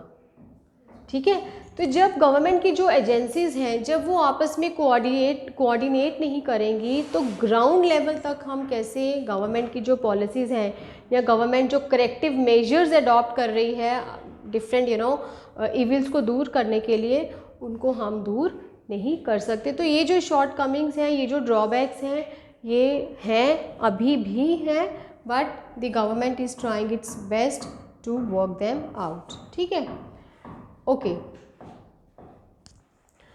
अनदर मेजर प्रॉब्लम जो फेस हम करते हैं, दैट इज़ मार्केट बैरियर्स।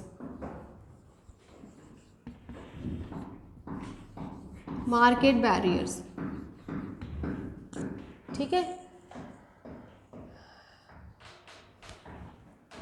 बहुत सारे प्रोडक्ट्स अवेलेबल हैं आपकी सैनिटेशन को आपकी सैनिटेशन को मेंटेन करने के लिए, आपकी जो हाइजीन है उसको मेंटेन करने के लिए, लेकिन उनकी मार्केटिंग कैसी हो, आगे मार्केट में वो चले नहीं चले, तो इस तरीके के जो मार्केट बैरियर्स होते हैं ना, वो रहते हैं। और इसलिए जो चीज़ जिसके लिए बनाई गई है, जैसे फॉर एग्जांपल सैनिटरी नैपकिन्स, तो वो उन लोगों तक पहुंचाने में, या it's due to lack of awareness, वो जो गवर्नमेंट की पॉलिसी होती है या जो गवर्नमेंट का जो प्रोग्राम होता है, तो जो टारगेट जो ग्रुप होता है ना, जिसके फ़ायदे के लिए वो बनाया होता है, उसको उन चीज़ों का फ़ायदा नहीं मिल पाता। You understand, right? Okay, but still we should be positive about all these things, क्योंकि कहते हैं कि when we talk about the reproductive health of girls, when we talk about the hygiene of girls, or menstruation of girls, it should not be a matter of shame, right? Because it is a part of your body and it is just a biological process, right? So it should be treated in a dignified and decent manner, right? Plus the girls should be given privacy enough, in all, जैसे schools में जाते हैं, work places में जाते हैं, right? तो उनको इतनी privacy दी जानी चाहिए कि वो अपने हिसाब से अपनी बॉडी को, या जो भी उनको प्रॉब्लम फेस हो रही है, कोई हाइजीन की प्रॉब्लम है, जो भी है, वो उसको डील करें। प्लस वहाँ पे उनको वो सारी की जो फैसिलिटीज़ हैं वो प्रोवाइड करनी चाहिए, ताकि they should not feel embarrassed और awkward at public places, right guys? Okay, अब another very important thing which guys, ये समझ आया? Any difficulty? मतलब ये जो टॉपिक है, इसमें हम लड़की के पैदा होने से लेके लड़की जब जब उसका लास्ट टाइम होता है मरने तक, वो क्या क्या प्रॉब्लम्स फेस करती है, पर्सनल लेवल पे, डोमेस्टिक लेवल पे, सोशल लेवल पे, इकोनॉमिक लेवल पे, पॉलिटिकल लेवल पे, we are going to discuss each and everything, right?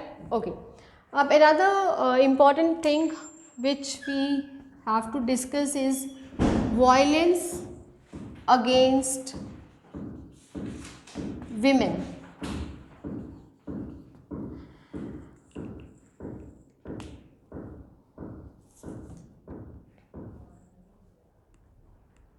पहले मुझे ये बताओ, वायलेंस है क्या विमेन के अगेंस्ट? है ना, हमने इतना वो पढ़ लिया, but will anybody tell me what is violence? क्या? सती प्रथा, सती सिस्टम इज वायलेंस? वो बुराइयाँ हैं, वो हमारे समाज की बुराइयाँ हैं जो औरत को प्रताड़ित करती हैं और उसके आगे बढ़ने में रुकावटें खड़ी करती हैं। हाँ, दैट इज़ वायलेंस, यस। और बताओ, ये तो हो गया ना कि मारना, ये तो दिख रहा है वायलेंस। बहुत सारे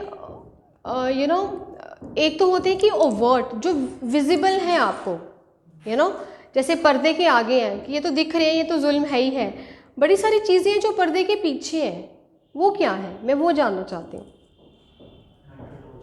मेंटल टॉर्चर, साइकोलॉजिकल टॉर्चर, ठीक है। और जैसे जो ओवर्ट फॉर्म में जो वायलेंस है, अब आजकल देखा, पता नहीं, अब तो खैर उनकी बड़ी वो भी बन गई हैं एसोसिएशंस वगैरह। ये एसिड अटैक जो होते हैं, अभी रिसेंटली श्रीनगर में भी हुआ था। आई don't know whether that girl, I think she has survived, right? है ना, एसिड अटैक हो गया।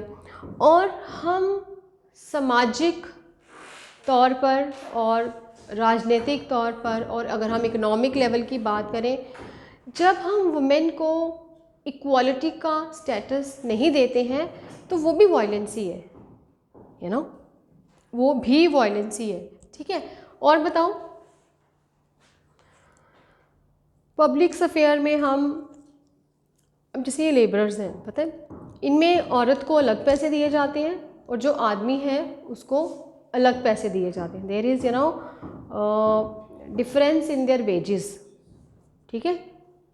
जो उनको मजदूरी दी जाती है उसमें फ़र्क होता है, ठीक है। फिर इक्वल अपॉर्चुनिटी नहीं दी जाती है, ठीक है।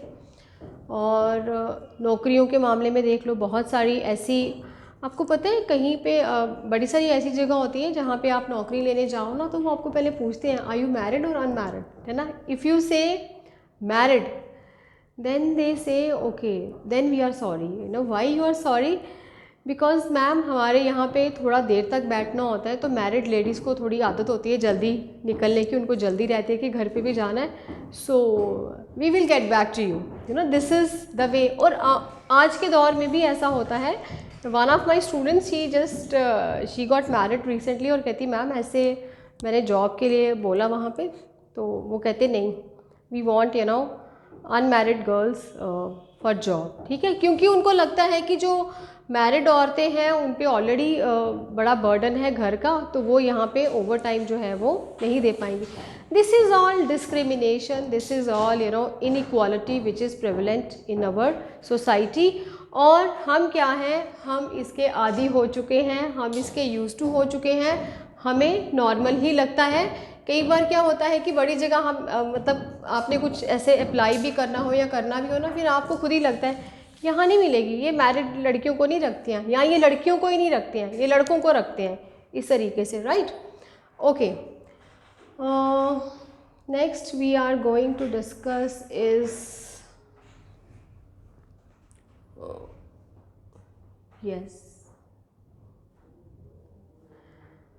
Violence against women in the private sphere. अब मुझे बताओ प्राइवेट स्फीयर में कहाँ कहाँ वायलेंस होता है औरतों के against?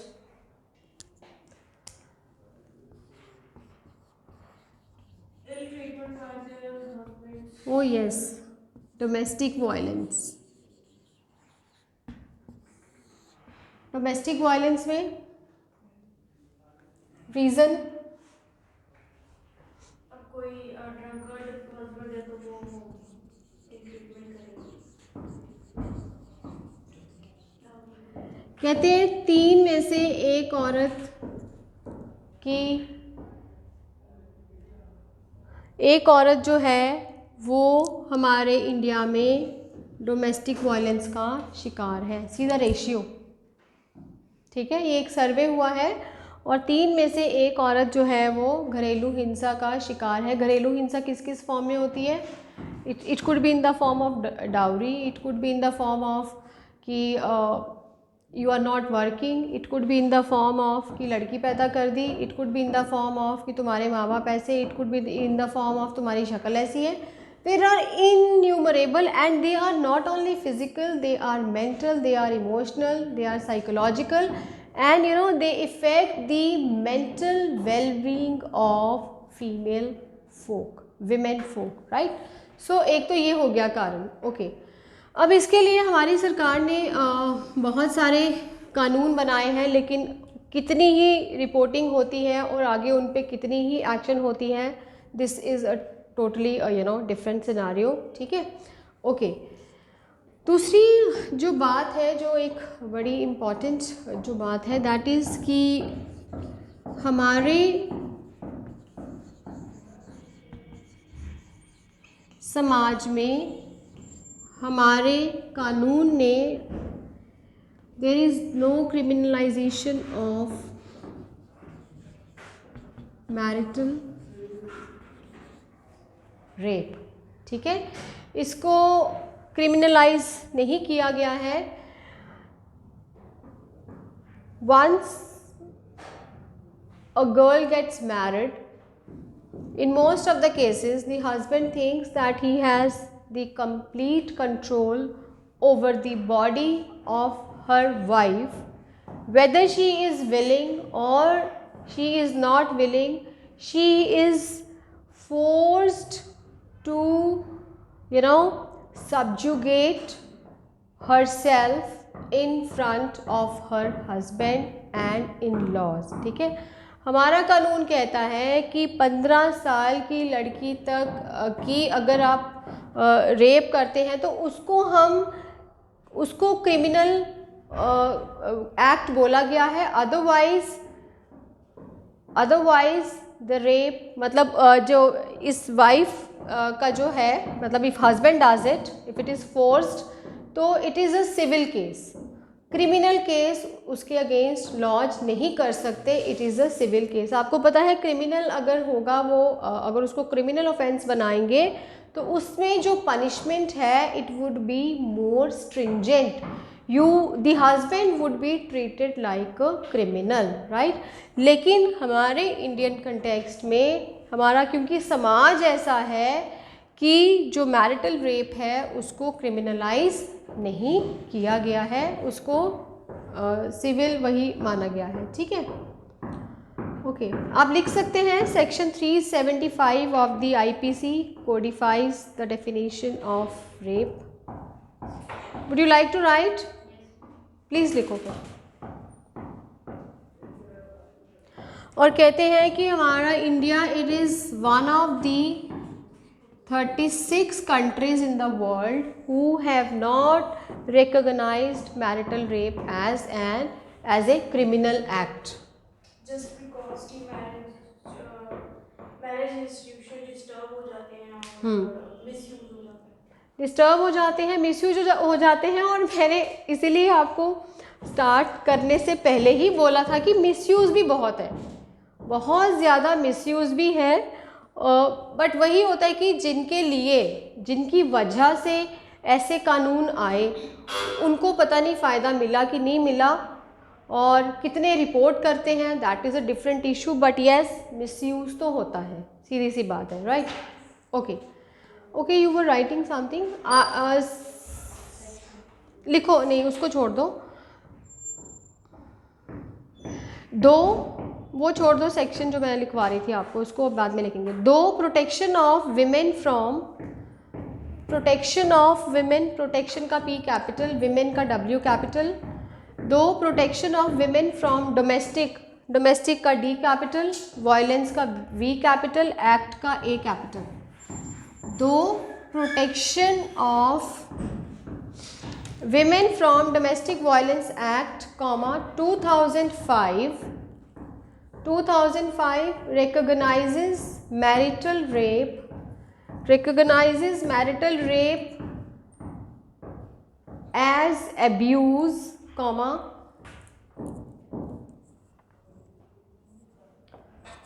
it is a civil law। ठीक है, सिविल लॉ है वो, it is a civil law and thus has only a civil remedy, full stop। Marital rape is not considered rape under the IPC का ये IPC capital में लिखना है। Marital rape is not considered rape under the IPC, full stop।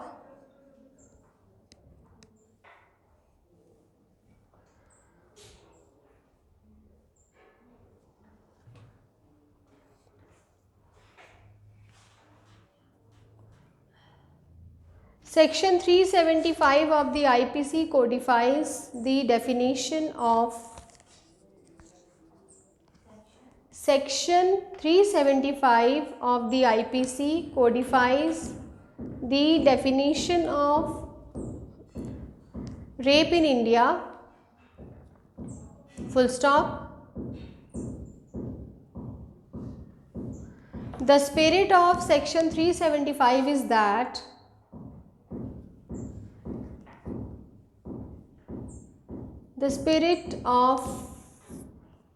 Section 375 is that once married, ONCE, once married, A wife has offered perpetual perpetual consent to sex with her husband, full stop.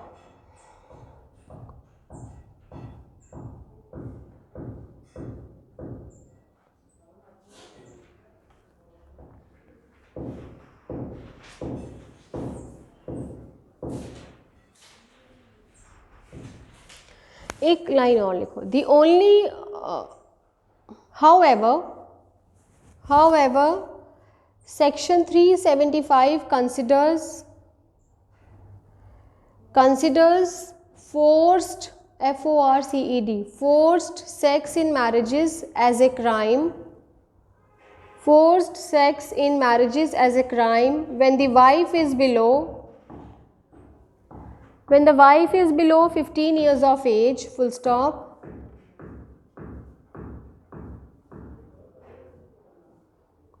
Recently the Supreme Court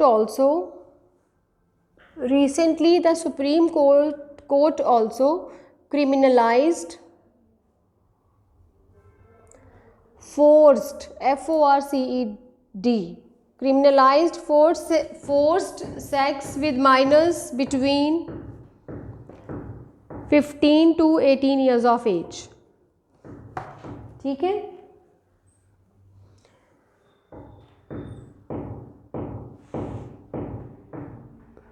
right guys. Okay, अभी तक जो पढ़ाया है उसमें कोई difficulty? Because अभी हम थोड़े से केस स्टडीज़ करेंगे डिस्कस, एक दो, जैसे उन्नाव केस था, फिर कठुआ में जो हुआ था वो, निर्भया केस थोड़ा सा डिस्कस करेंगे.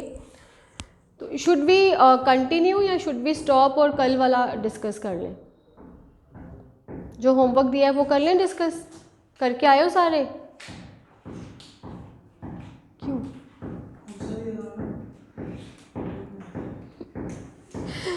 ओके, एनीवेज अभी तक जो कराया है उसमें कोई डिफ़िकल्टी, कोई ऐसा पॉइंट, कोई ऐसी बात जिसमें कोई डाउट हो? ठीक है. सो वी स्टॉप ही इट हियर इस टॉपिक का. अभी कल वाला थोड़ा सा हम डिस्कस कर लेते हैं. ठीक है. ओके, किया है आपने? तुमने क्या लिखा है? Just read it out. आपने किया?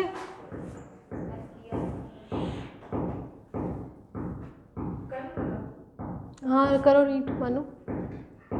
Hindrances which comes in Indian circles. क्या हिंड्रेंसेस? नहीं, ये क्वेश्चन था what are the hindrances which comes in Indian secularism. हाँ वही तो मैं कह रही हूँ. चलो. Indian secularism is a positive term which means that state will not have any official religion, but the state will support all the religion and give equal protection to all. There is no discrimination against any. Secularism has always inspired modern India with the 42nd Amendment of the Constitution of the India in 1976. The preamble of the Constitution asserted that the India is a secular nation. Some of the hindrances that comes in the Indian secularism are while the Indian Constitution declares that the state is neutral to all religions, but our society is steeped in religion. Next religion and politics. इसमें ma'am ये examples थी कि जैसे political leaders को use करते हैं, जैसे Uttarakhand case था हरिद्वार में, वो रीसेंट एग्जांपल वो. और then communal politics operates through the communalisation of the social space by spreading myth and stereotype against the minorities which directly attack on the rational values. Then mob lynching sometimes are the result of Hindu nationalism on mere the suspicion of slaughter of cows and Slaughter. It's slaughter. Slaughter of cows and consuming beefs. Then beefs नहीं, beef होता है. ये plural में भी वही रहेगा, beef ही रहेगा. ठीक है. communal riots due to Riots. Communal riots. riots due to competitiveness in the politics that leads of the particular communities used. Now in the recent years, Muslims use by the ISIS, which is unfortunate for the whole world. Monika आपने लिखे? नहीं लिखे? पढ़ो फिर, read it out. कोई बात नहीं कर। The people follow the same religion have common interest. Okay And the secular interest of a different religion is dissimilar and divergent from the follower of other religion. And political parties take advantage of secularism and do politics in the name of religion. एक मिनट, आपने बोला political parties take advantage of secularism. And do कैसे, कौन से वाले secularism का फ़ायदा लेते हैं वो बताना पड़ेगा ना आपको। religions. Secularism is not religion ना। Anti-religion वो बोलते हैं कि we are anti-religion, but they take advantage of religion.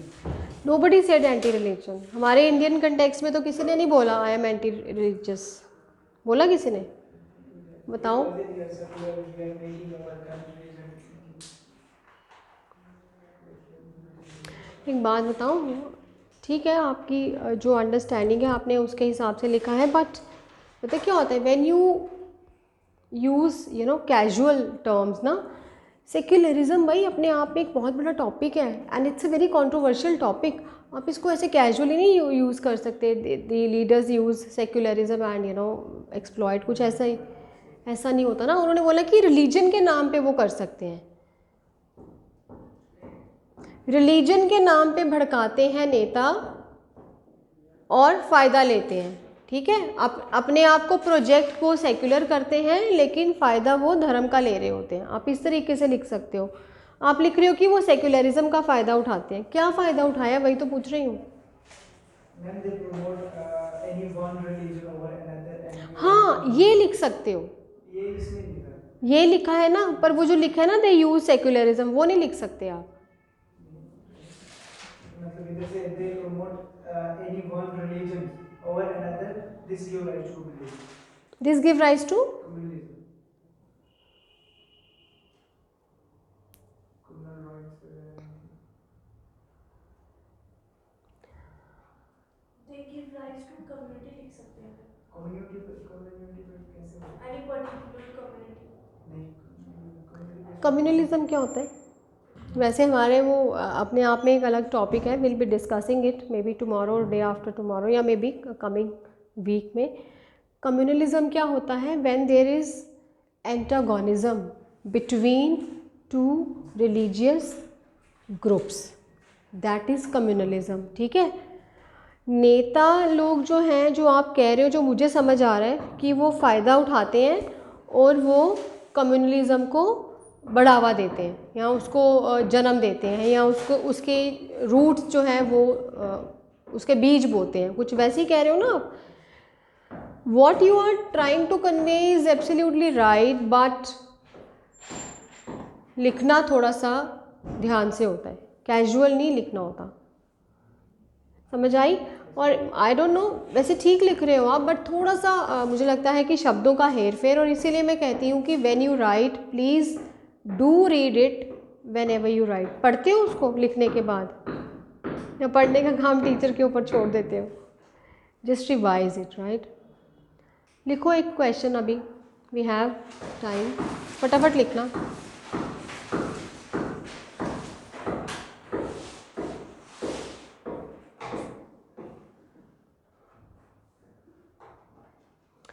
What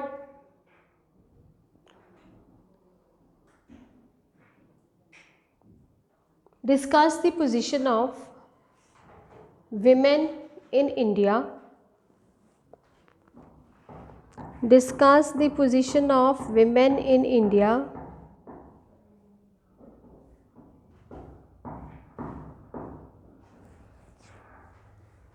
with reference to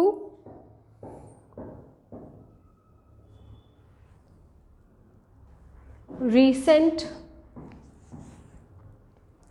acid attack on a girl in Srinagar.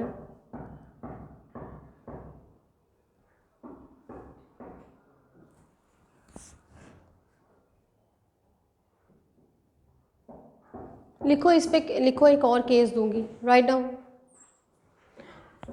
Not more than 7 to 8 lines, ठीक है, paragraph of 7 to 8 lines, फटाफट लिखो अभी बैठ के। पता है ना सबको वो केस क्या था? You don't read newspapers? मैं तो रीड तो किया था बट ये श्रीनगर वाला डीपली नहीं पढ़ा। ओके। उन्नाव केस पता है जो हुआ था? कठुआ केस पता है? पता है सबको? केसेस बोलो, घर से पढ़ के आएंगे तो फिर आप पढ़ के आना घर से कल। केसेस बोल दो ना, पढ़ के आएंगे तो फिर। निर्भया केस, कौन सा? निर्भया केस, निर्भय। हाँ ठीक है। उन्नाव केस पढ़ लो, ये कश्मीरी गर्ल वाला जो है एसिड अटैक का, ये पढ़ लो। हम सारे कौन सा बोला? Unnao.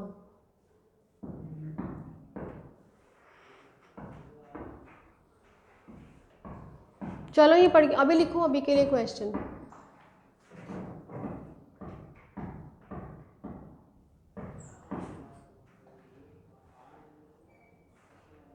Discuss child marriage as an evil. Discuss child marriage as an evil in Indian society.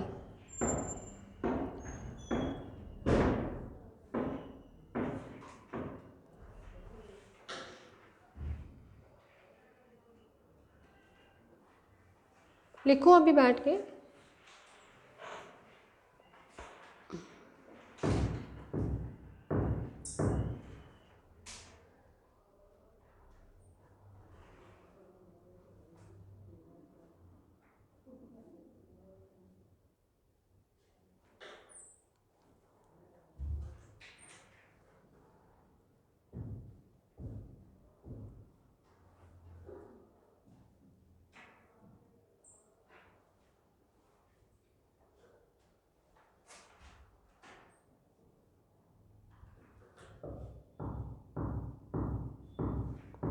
ये आपका पेजेस मैं लेके जाऊंगी, लिखो अभी।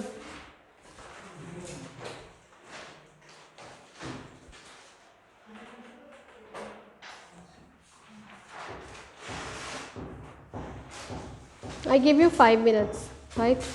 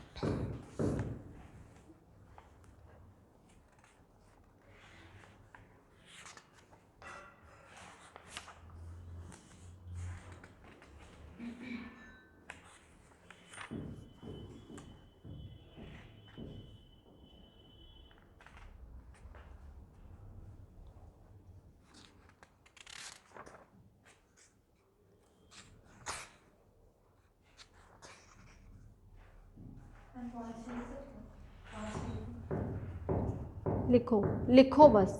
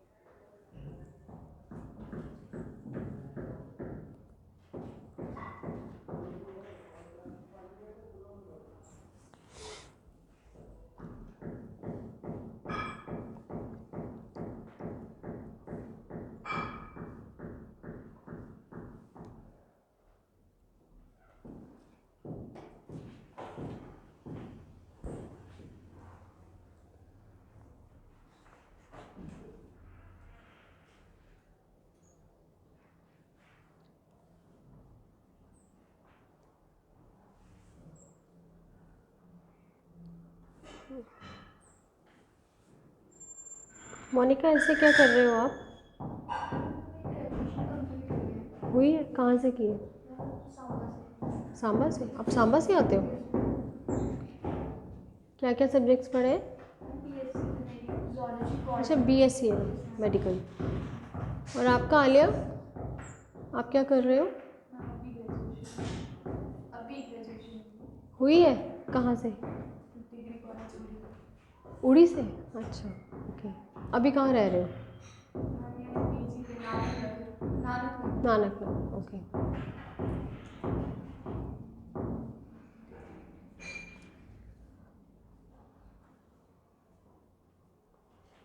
और अर्जुन आप? मेरी ग्रेजुएशन नहीं हुई है। नहीं हुई है? नो मैम, बैकलॉग है। बैकलॉग है? मैं पेपर दिया ही नहीं, मैं थर्ड सेमेस्टर से अप्रैल में पेपर हो जाएंगे। कौन से कॉलेज से कर रहे हो? मैं जीडीसी बदलवा। बारामूला? बदलवा। अच्छा, भदरवा, ओके। मेडिकल है? Internal math history. ओके, चलो करो।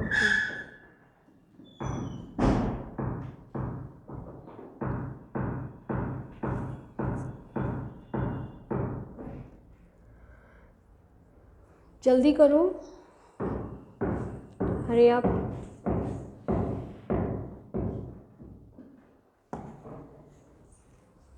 Two minutes more.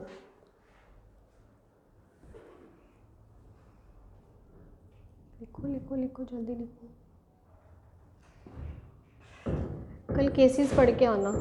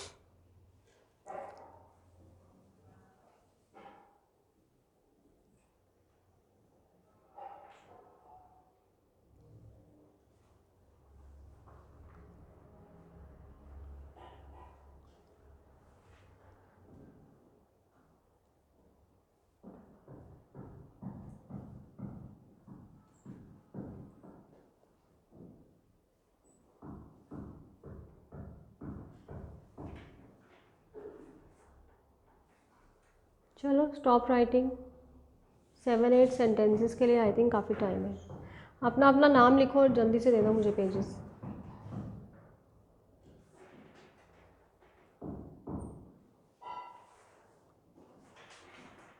लो पीछे से, चलो दे दो। Stop writing.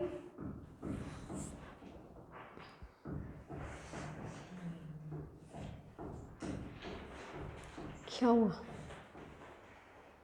मैम जो टॉपिक पढ़ी हुई है वो क्वेश्चन अगर आप दोगे तो आप ज़्यादा अच्छे से लिख दे दो ना, मैं कौन सा तुम्हें वो कर। कोई बात नहीं, कोई बात नहीं। टीचर से नहीं छुपाना चाहिए हमें क्या आता है क्या नहीं आता है, ठीक है। एंड रीड, आप जो कह रहे हो ना अभी, मुझे लगता है you should start reading newspaper. जो मिलता है ना बस पढ़ते जाया करो, कोई भी anything which is interesting for you. Read anything and everything.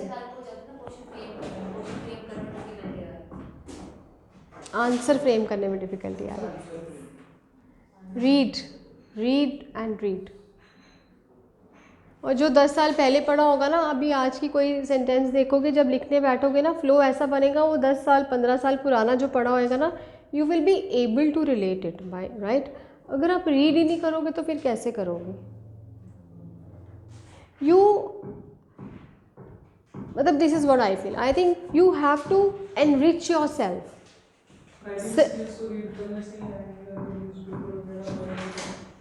Selection होना नहीं होना वो तो बात की बात है, पहले तो पेपर देना है ना, उसके लिए आपको अपने को ओवरऑल चेंज करना होगा। रीड करो और जितना रीड करोगे उतना आपका वोकैबुलरी रिच होगा। आप थोड़ा सा एंजाइटी लेवल कंट्रोल क्या होने दो, अभी जो हो रहा है होने दो, because ultimately you will become used to. But the thing is कि छोटी छोटी गलतियाँ अवॉइड करनी चाहिए, है ना। तेज़ तेज़ नहीं ना लिखा करो। अभी आप टाइम बाउंड नहीं ना हो, बिकॉज अभी यू हैव टाइम। और लाओ आहिस्ता आहिस्ता करो, मेडिटेट करो, इट्स गुड। ठीक हो मनु? ठीक चल रही है तैयारी? दे दो Alia. Have you written your name? चलो guys, I will see you tomorrow.